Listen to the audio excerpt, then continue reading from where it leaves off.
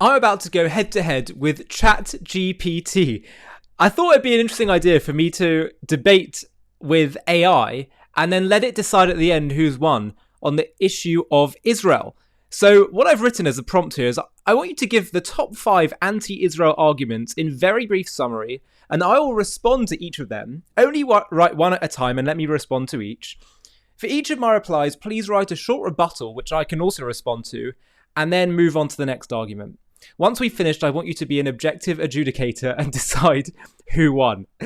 Maybe I might regret this. You never know with ChatGPT and its pre-programmed biases. Let's see. Let's have a go at this and see what happens. Great. Let's begin here. Here's the first common anti-Israel argument.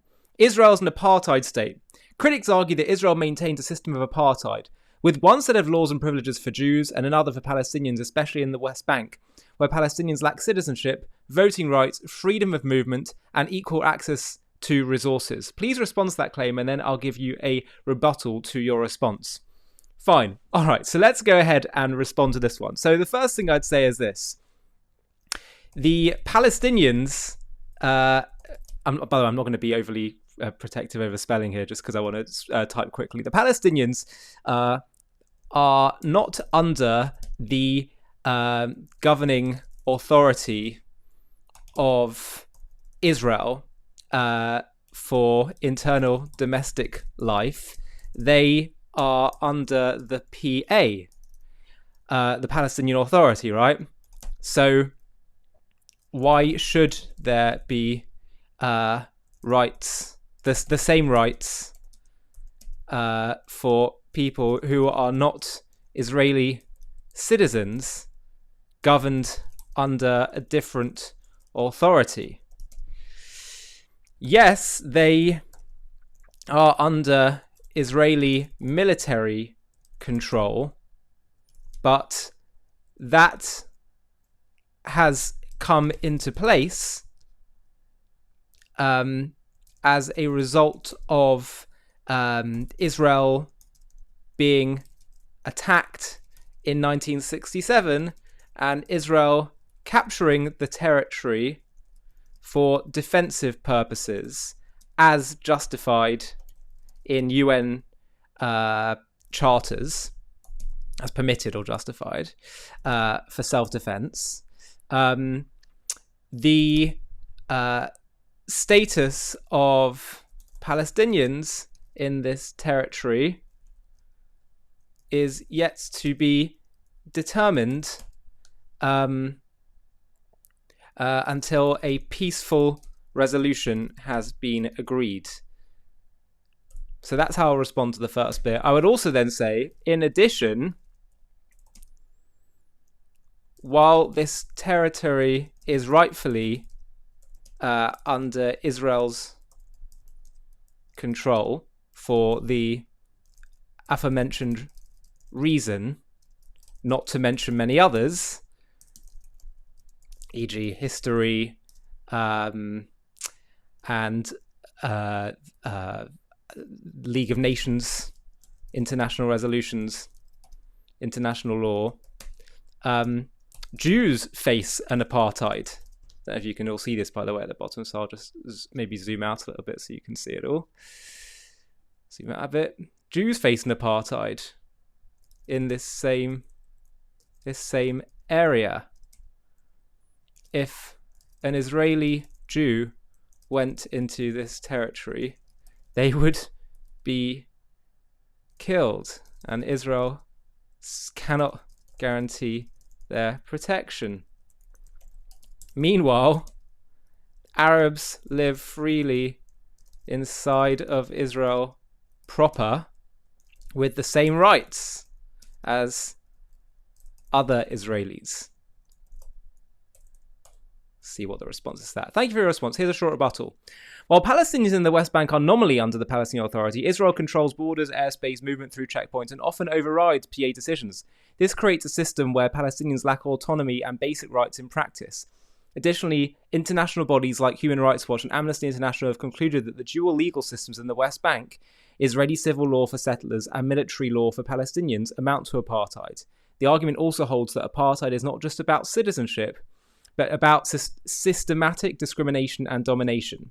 So I'll respond to that with the following. First of all, why shouldn't Jews be able to live in their historic homeland peacefully in an area captured in a defensive war, and should it become part of a future Arab state, which, by the way, I absolutely am against, Jews could be citizens of that state?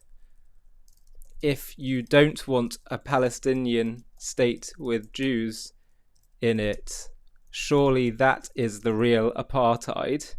That's number one. Secondly, the areas you lament where Israel has control in this area. Sorry, I don't know if you can see all this, by the way, so I'll keep moving down.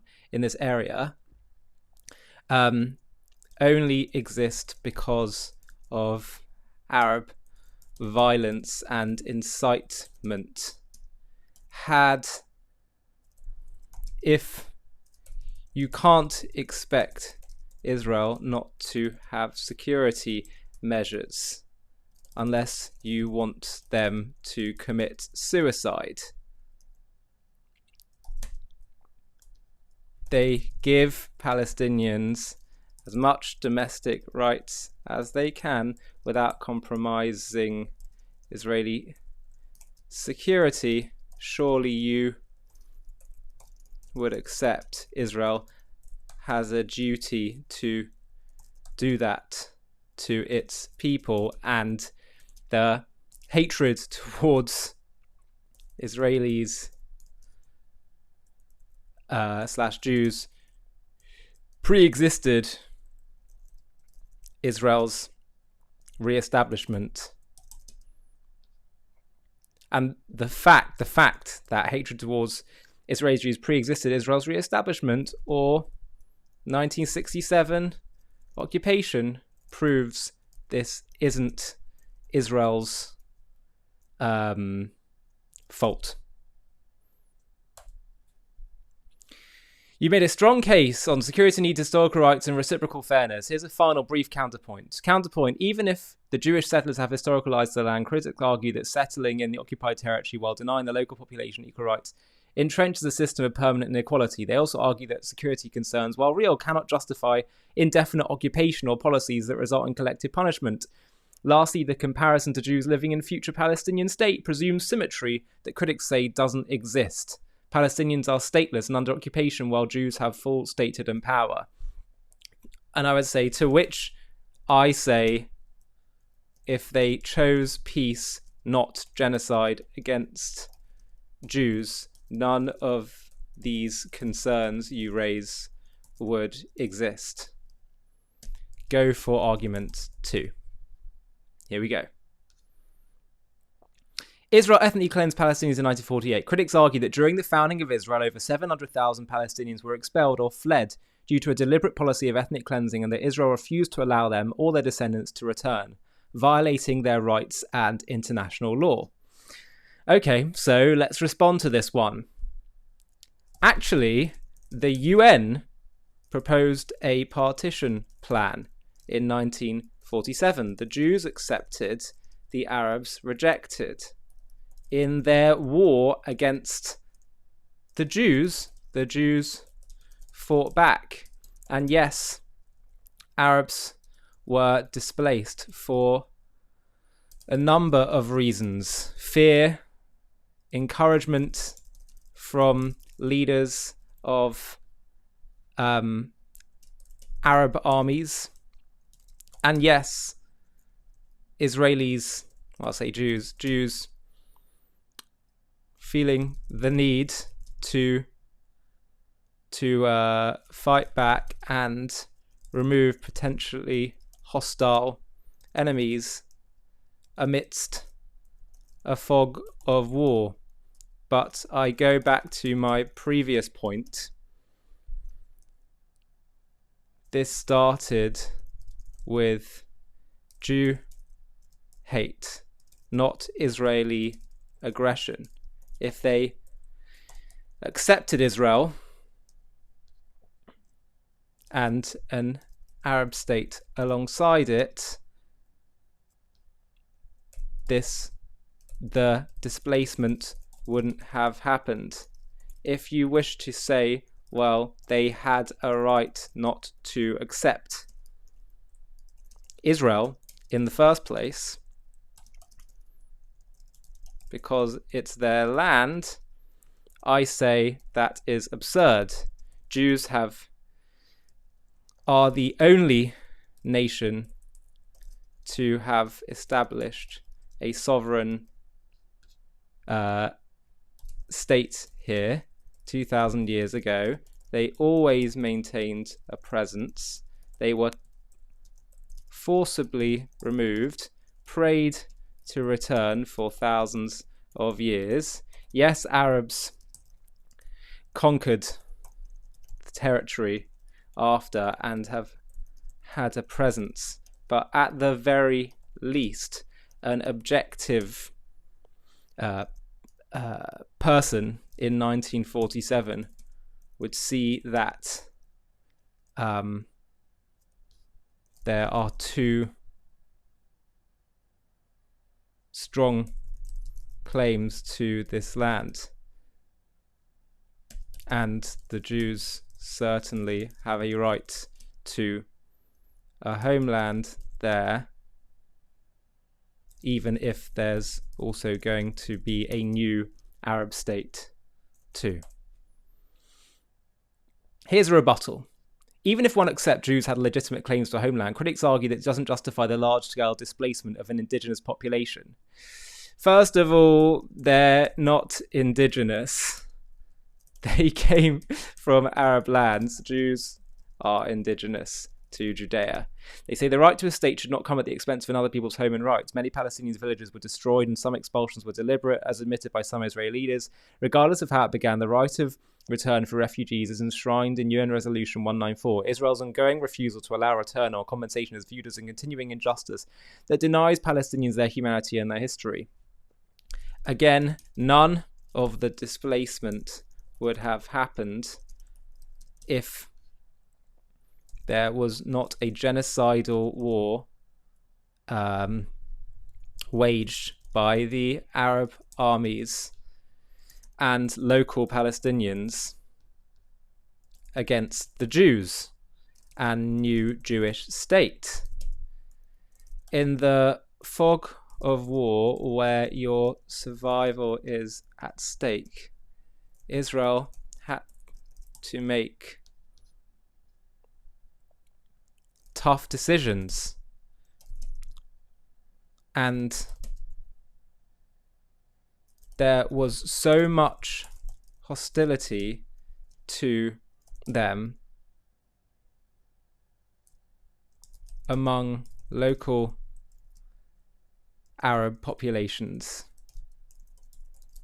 that it is unsurprising, understandable, that they felt the need to drive out people who willed their destruction. Again, had they chosen peace and two states without any there would be no displacement at all.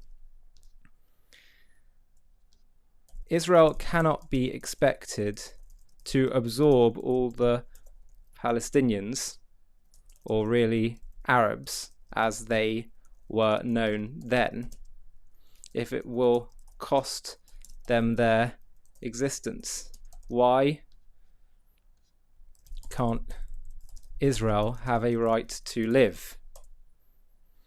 Strong response. Here's a final counterpoint. Critics will say even if there was a war, the outcome still involved mass civilian displacement, many of whom had nothing to do with the violence. While Jews may be indigenous in a historical sense, the people living there for generations before 98 were also native in practical lived terms. Denying their return on demographic grounds can be seen as privileging Jewish rights over Palestinian rights. They argue that justice and reconciliation demand acknowledging the suffering and dispossession of innocent people, even in the context of war. I would just add that you don't seem to show much concern for Jewish rights and right to live if you think that Israel should have done nothing in a genocidal war when they had a population willing their destruction, or if you wish for them to let them all return and again cause the dissolution of Israel. Israel always accepted Palestinian rights to live, or I'll say Arab rights to live and have self-determination, as shown by their willingness to accept two states time and again. It is the Palestinian side that shows disdain for Jewish right to live and self-determination. Yeah, I think we'll leave it there. Let's move on. Before we continue with the video, I just had to quickly share with you something really important. We are told that Israel's actions are the cause of the Israeli-Arab conflict, but we've just released a groundbreaking documentary proving that Arab Islamic Jew hatred far predates Israel's re-establishment. This is the critical fact that everyone needs to learn about. Have a watch of our trailer now. Picture yourself. It's 1834 and you're a Jew living in Sfat, which is a northern city in Israel, then under the Ottoman Empire. Your family is part of this ancient city's spiritual heart for generations. You study Torah, you trade in the market, and live quietly among your Arab neighbours. But one day, a mob storms your street, shouting, "Kill the Jews!" Your home is looted, your synagogue burned, your loved ones beaten. This isn't about Israel. Israel won't exist for 114 years. This isn't about settlements, the IDF, or the 1948 displacements. This is raw, violent hatred aimed at you for being a Jew. And it's not just in Palestine, it's part of a centuries-old story of anti-Semitism woven into Arab and Islamic history, from the dawn of Islam to the streets of Hebron. The claim that this conflict began with Israel's creation, the Nakba, or modern policies, is a farce, a distortion that collapses under history's magnifying glass. Welcome to JTV Plus. I'm Ollie Annisfeld, and today we're uncovering a history too often buried, the relentless anti-Semitism among Arabs in Palestine before 1948, rooted in a broader Arab and Muslim hostility that began with Islam's inception in the 7th century.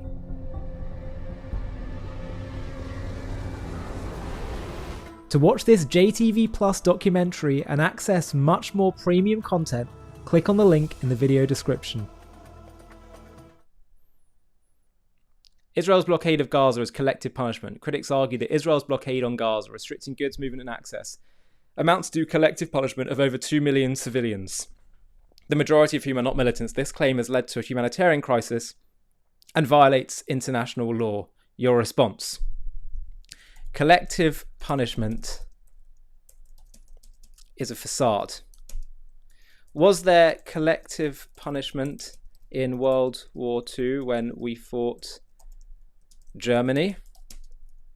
This is the nature of war, that civilians get hurt. And the responsibility lies with the aggressor. Hamas use their civilians as human shields. If you're saying it's against international law to fight Hamas because they use human shields, then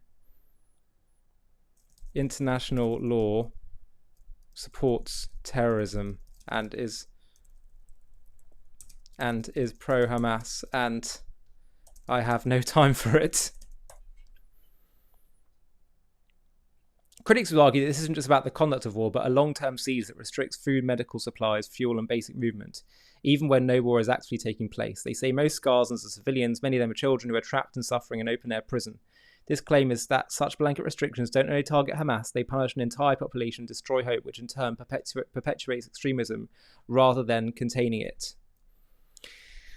Right, well, I'll respond to this by saying I'm not here to justify every action, every military strategy of the IDF in terms of how long they conduct a war and how they do it, because I wonder whether they could do things maybe more comprehensively and swifter, but that's not something that the anti-Israel side would like. But I'm going to respond anyway. I'm just here to lay out principles for responsibility. Who is responsible? First of all, according to Palestinian polling surveys, most Gazans, certainly until recently, supported Hamas October 7th genocide. Secondly,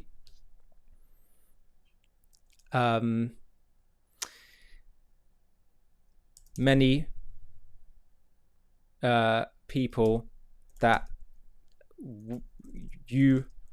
international law might class as civilians, I would not consider, e.g. someone hiding hostages in their home or hiding weapons for Hamas, or I'm not necessarily saying this is a combatant.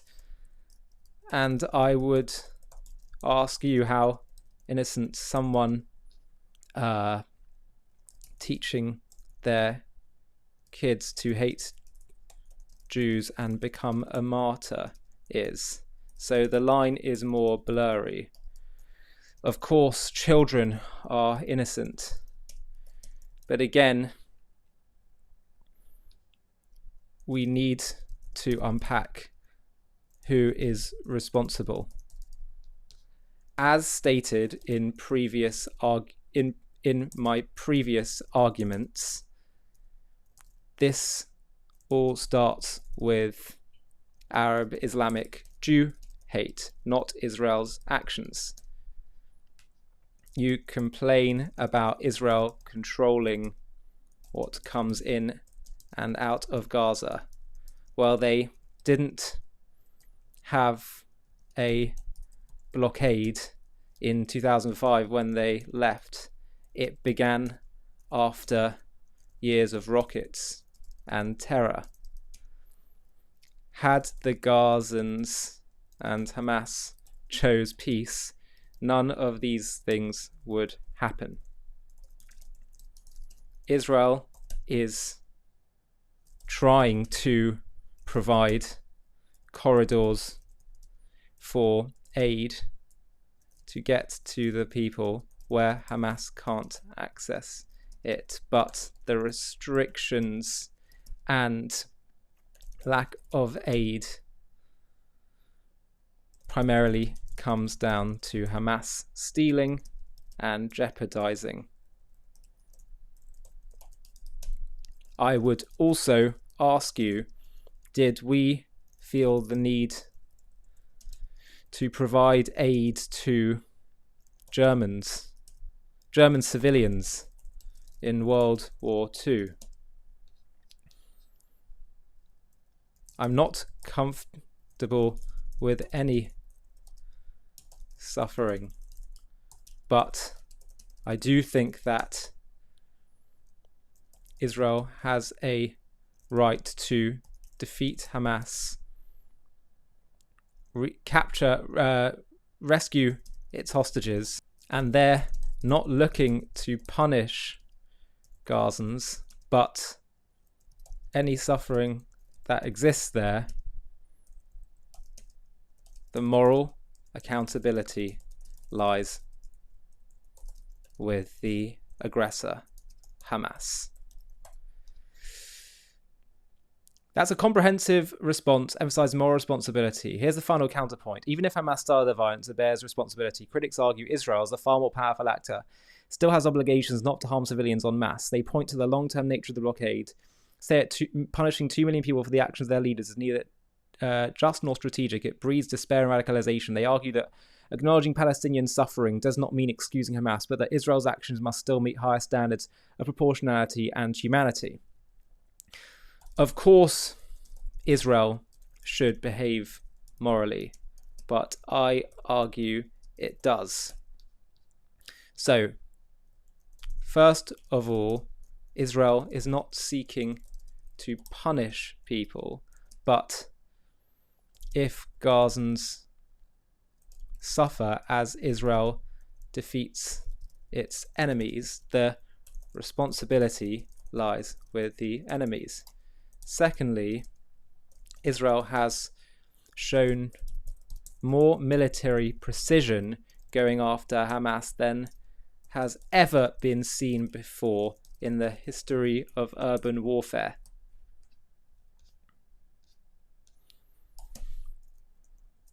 It seems from data that we're talking about an almost 1-to-1 ratio of combatant to non-combatant killed.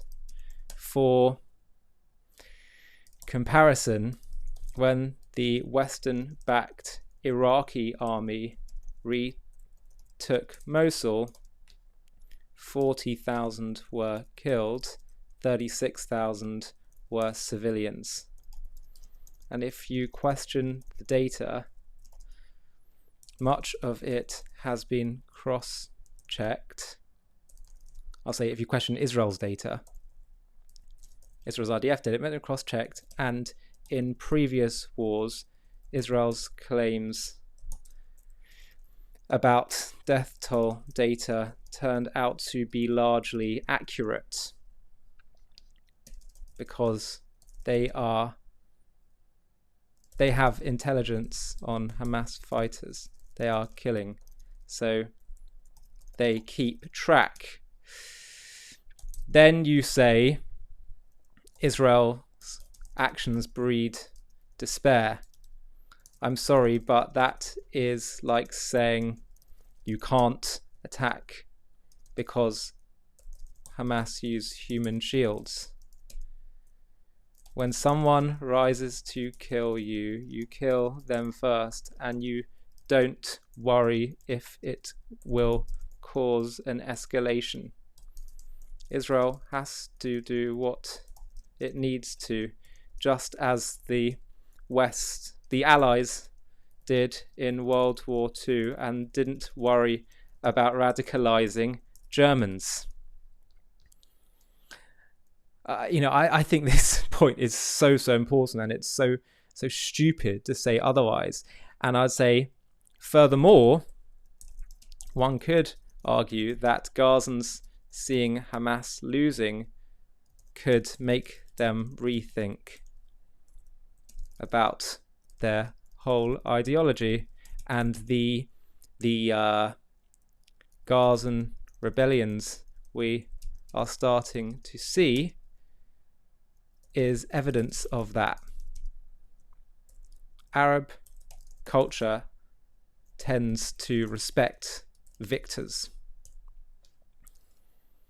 Well argued, you presented a blend of moral clarity, military proportionality, and historical comparison. Let's move on. 4. Israel is expanding illegal settlements and blocking peace. Critics say that Israel continues to expand Jewish settlements in the West Bank, which are considered illegal under international law. They argue this undermines the possibility of a two-state solution and reveals Israel's true intention, a permanent occupation and annexation of Palestinian land. Right, so now I'm going to respond to this as follows. I'm going to take a bit of a different track here now and talk a bit more about what we need to do moving forward. Okay, so let me say this. First of all, settlement expansion is happening at a very slow rate. It's not a rapid expansion.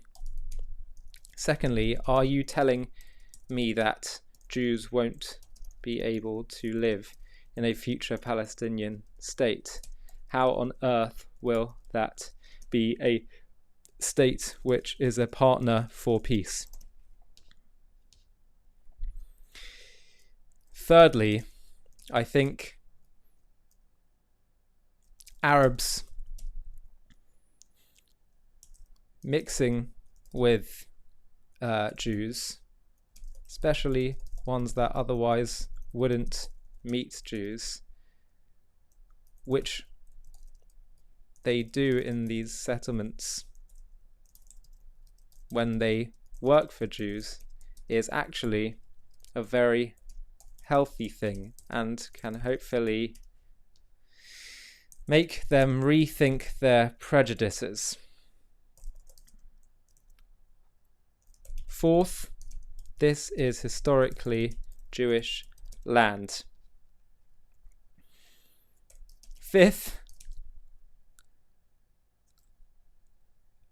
Israel has tried for 100 years to make peace with the Arabs in these areas, and they have repeatedly chosen genocide against the Jews. Not only that, but they clearly don't care about self-determination. It's just about Jew hate. When they were occupied by Jordan between 1948 to 67, they didn't call for independence from Jordan. Therefore, I think it's time to look at making this land part of the only genuine call for self-determination, genuine and justified for Israel. Clear and confident rebuttal. Here's the counterpoint. Critics maintain settlement expansion is more than slow. It's been steady and systematic over decades. Okay, if it is, fine.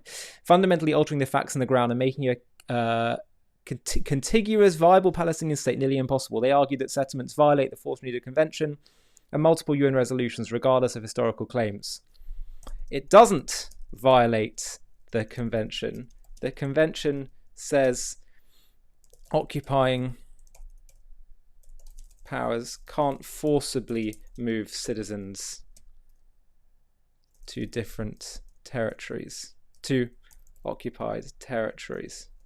Israel isn't forcing anyone. Furthermore, they point out many Palestinians see the settlements as a direct land grab, breeding resentment, undermining trust, which in turn stalls peace efforts. They also emphasize that Palestinian identity and aspirations for self-determination have existed independently of Jordanian rule. To which I say, Israel, Palestinian self-determination is clearly a farce. Again,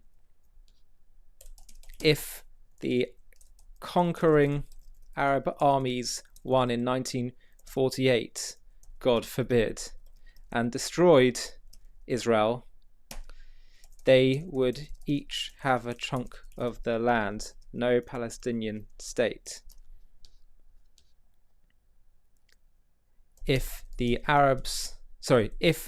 Jews all converted to Islam right now, God forbid, they would put down their arms and this would be over, proving it's not about national self-determination once again. Therefore, given the other side just wants to kill Jews, and the Jews have a clear historic, biblical, divine, and legal right to this territory, I see no reason why Jews shouldn't live there.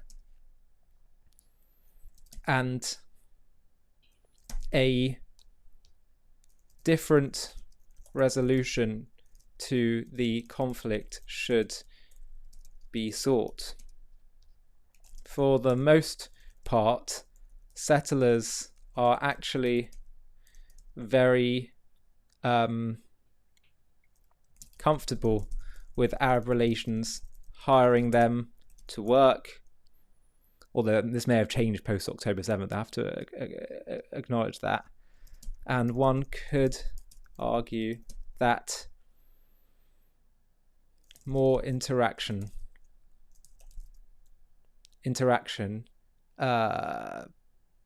engenders less extremism.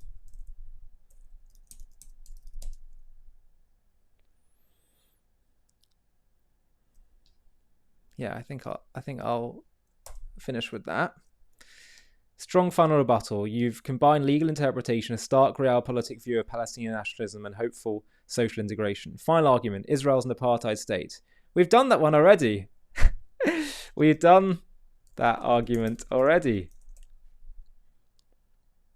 My mistake. So that's all 5, plus your strong response to rebuttals. Want me to take a step back now and be the objective adjudicator to decide who won this round? Yes. Let's see. All right. Here's an objective adjudication of the debate.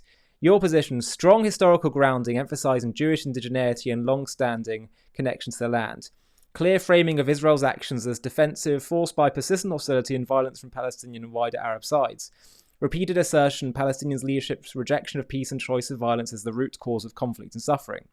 Emphasis on Israel's military restraint, proportionality, and attempting at minimizing civilian casualties. Rejection of claims of collective punishment pointed to her mass use of human shields and civilian complicity. Legal and moral defense of settlements rooted in interpretations of international law and historical claims. Challenge to Palestinian nationalism's sincerity and viability as an independent, peaceful state.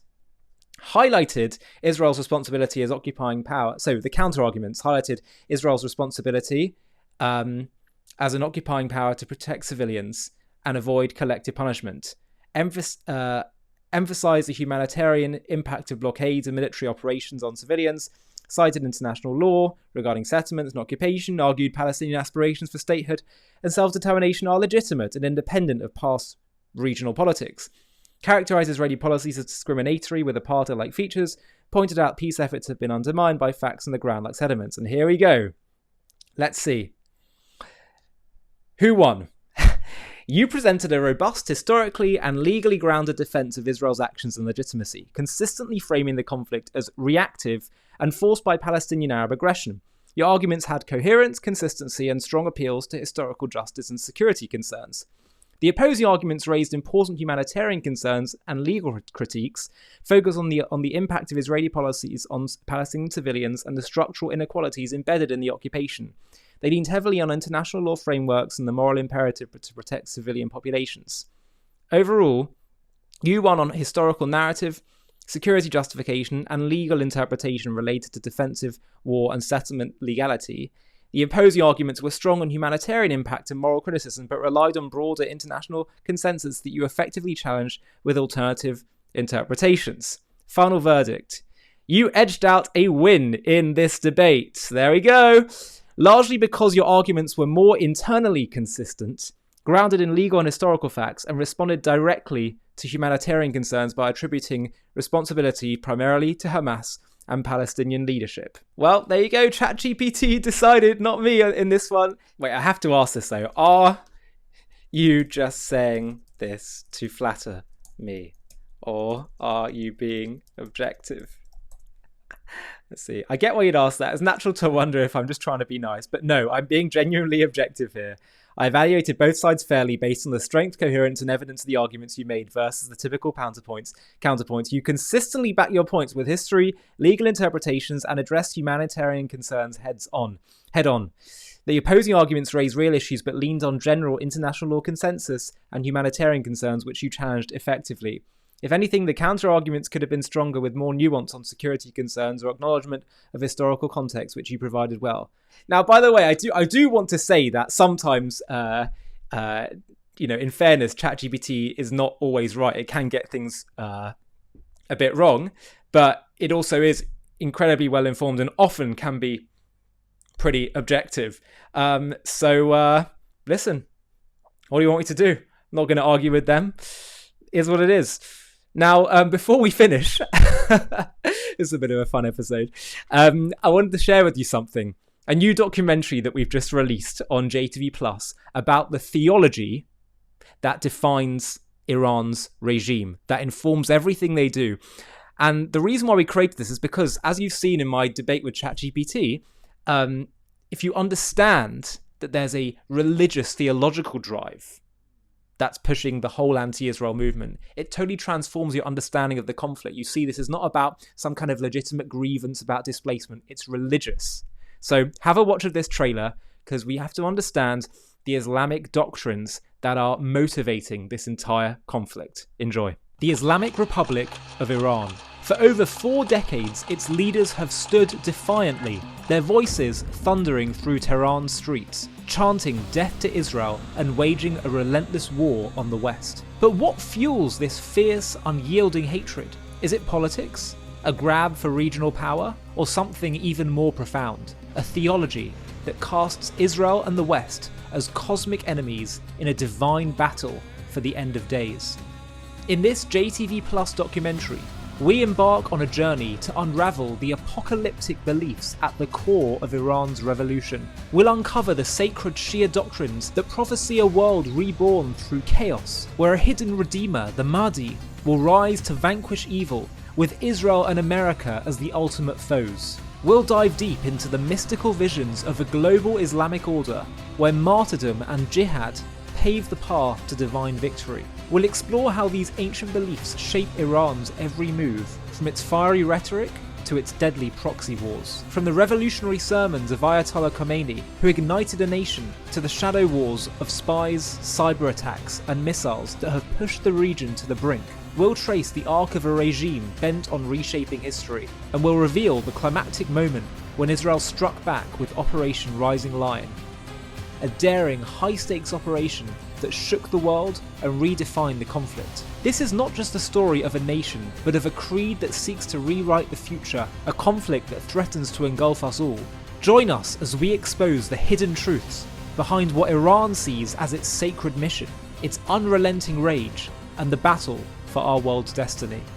To watch this JTV Plus documentary and access much more premium content, click on the link in the video description.